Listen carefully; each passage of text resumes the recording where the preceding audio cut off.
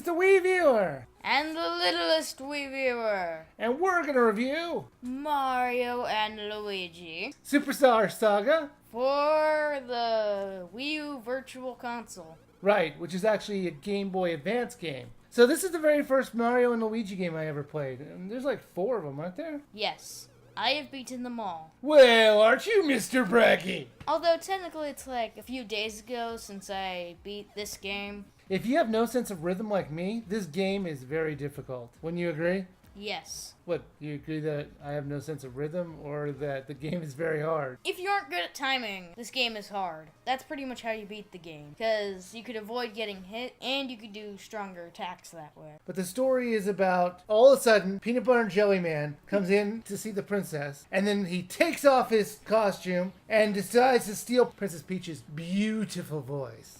They replace it with text that explodes. No. That's not what they did. You see, what they were really doing was all they could make Princess Peach do is F-bombs.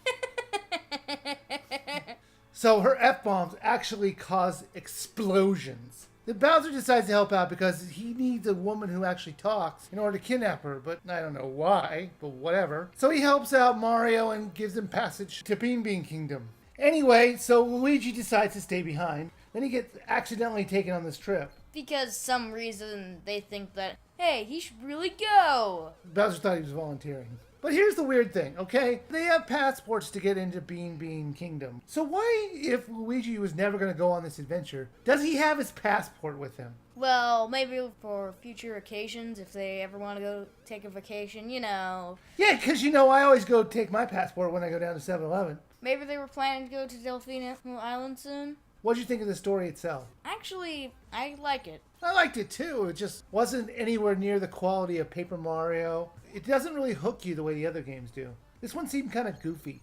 Yes. So basically the gimmick of this is that you control the 2 characters at one time. You use the A button to make Mario jump and you use the B button to make Luigi jump. The buttons get flipped if you switch the person in the field, but in battle it doesn't. There are quite a few jumping minigames where you have to hit B, A, jump, jump, jump, jump.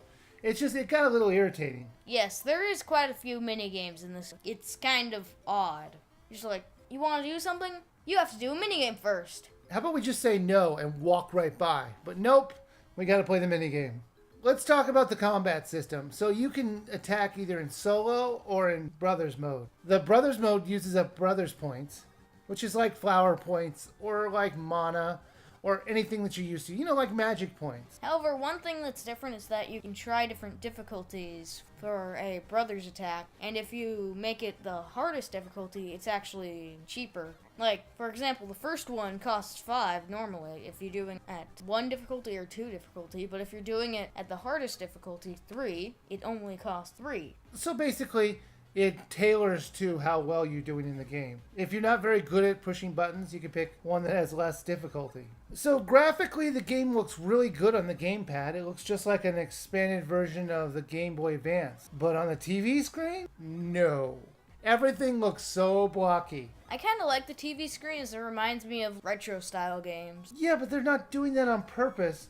They're just expanding it for the TV. I like it. It looks like a higher res version of Minecraft. I wouldn't go that far. You're right, Minecraft doesn't look that bad. You can get items that will help you in the game, and unlike Paper Mario, you can carry a lot. You can carry 99 of one item, and that's pretty much the closest you could get to a limit. But in addition to this game, you also can play the original Mario Brothers. Now, it says you can play multiplayer, but I think that's only if you're playing on an advance, because they don't actually give you the opportunity to use it, or at least I could never figure out how to use it. I'm pretty sure you need a Game Boy Advance link cable, which isn't compatible with the Wii U. So that's probably a remnant of the original game. They've actually, unlike NES Remix, they've fixed the controls and made the game actually, fun. Yes. I remember playing this a lot more, so I was kind of surprised with the controls before when I played NES Remix. Because that's the original controls. I mean, this one actually, when you jump midair, you can change direction midair, like you can in normal Mario games. And I much appreciated that. So, littlest reviewer, Mario and Luigi Superstar Saga. Would you buy or skip? since you can't rent this thing? I would most definitely say buy, because it's a good game. I like it. It's as good as I remember it when I played it for the first time way many years ago.